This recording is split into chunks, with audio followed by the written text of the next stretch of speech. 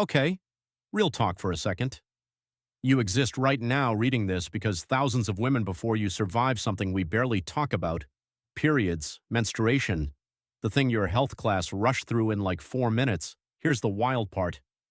If even one ancestor in your bloodline had died from period complications, infection, blood loss, no idea what was happening to her body, you simply would not be here. Not a metaphor, not dramatic flair, a biological fact. For most of human history, there were no pads, no tampons, no Advil, no heating pads shaped like a slice of pizza, just blood, pain, and whatever the women around you figured out through trial and error. And somehow, against impossible odds, they made it work. Generation after generation after generation. So today we're asking the question nobody asks in school. What did ancient humans actually do when they got their periods? Buckle up. It's bloodier than you think. Let's set the scene. 200,000 years ago. No grocery stores, no plumbing, no privacy really. Now picture being a woman in that world, bleeding for several days, every single month, for roughly 30 years of your life. That's not a small inconvenience, that's a massive biological cost. Anthropologists actually have a theory about this called the evolutionary mismatch.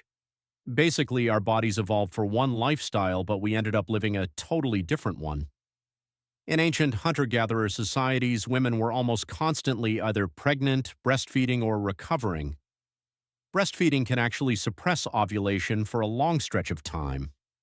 So researchers believe ancient women may have had way fewer periods across their lifetime than women today. Maybe only 50 total instead of 400. That's a wild number difference.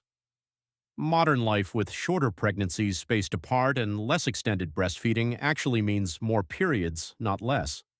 But when periods did happen, here's the problem. Blood means smell. Smell means predators. And ancient humans were not exactly sitting at the top of the food chain. There's even an old anthropological theory, somewhat controversial today, that menstruation might have made early human groups more cautious, possibly even shaping shelter behavior and group movement patterns. Translation: blood in the wild is dangerous. You don't just deal with it alone in a cave. That's basically a dinner bell. So this wasn't just a personal problem, it was a survival problem, a group problem. And ancient humans, brilliant as they were, did not solve survival problems through individual toughness. They solved them the same way they solved literally everything else: together. This is where it gets genuinely beautiful, in a humans are kind of amazing way. Anthropologists studying surviving hunter-gatherer communities like certain groups in parts of Africa and South America who maintain traditional lifestyles notice something fascinating. Menstruation often became a communal event, not a hidden one. Some cultures developed what's now called the menstrual hut tradition, where women on their periods would gather together, away from daily labor supported by other women. Now, modern context matters here. In some places, this practice became restrictive or even harmful over time, and that's a real and important conversation. But in many earlier traditional contexts, anthropologists believe it functioned less like punishment and more like rest, bonding, and shared knowledge. Basically, a built-in monthly break surrounded by women who understood exactly what you were going through because they were going through it too. Compare that to today, where most of us push through a period at a desk job apologizing for being a little slow today. Ancient women, in many documented traditional cultures, didn't hide their cycles from each other. They synced them. They tracked them using natural markers like the moon.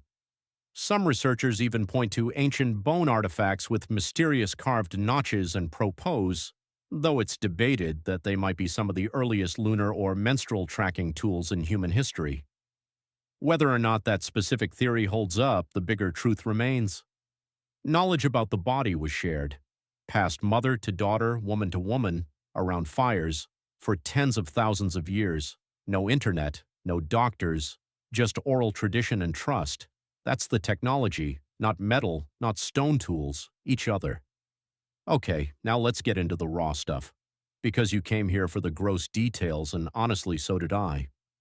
Historical and anthropological evidence suggests ancient and traditional societies used things like soft moss, shredded bark, animal hide, grass, and even rolled papyrus depending on region and era. Ancient Egyptian texts reference rolled papyrus tampons. Ancient Greek writings, including those attributed to Hippocrates, mention lint wrapped around wood as an early tampon-like device. Improvised, sure, but functional enough to keep civilization moving forward, literally. No ibuprofen. Instead, communities relied on herbal remedies passed down through generations, things like specific teas, heat from fire-warmed stones, and rest. Some plants used historically did have real pain-relieving properties, discovered through generations of trial, error, and probably a few unfortunate accidents. Without consistent access to iron-rich food, heavy bleeding could leave ancient women seriously fatigued. Yet they still had to gather food, walk long distances, and care for children. There was no calling in sick. Survival doesn't pause for biology. So communities adapted by sharing labor during that time again, that group support system showing up.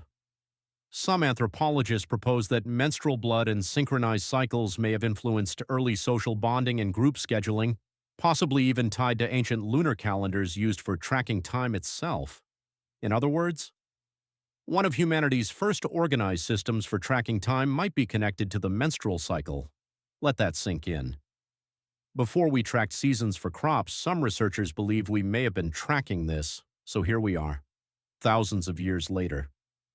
Today we have pads with wings, pain medication, heating pads, period tracking apps that buzz our phones 3 days early like a tiny digital fortune teller. We gained so much. Safety, medicine, privacy, comfort. Nobody is sniffing the air around you in a parking lot. And that progress matters. It saved lives. It still saves lives. But somewhere in all that progress, we also lost something ancient humans had by necessity. We lost the circle, the shared hut, the unspoken understanding between women who didn't need to explain what they were feeling because everyone already knew. Today, period pain often gets managed alone in a bathroom stall, scrolling through a phone hoping nobody notices. Ancient women didn't have heating pads, but they had hands holding theirs. They didn't have painkillers, but they had someone sitting beside them through it. We solved the biology. We're still trying to solve the loneliness, so next time someone in your life is going through something painful, physically, emotionally, monthly, or otherwise, maybe the most ancient, most human thing you can offer them isn't a solution, it's presence.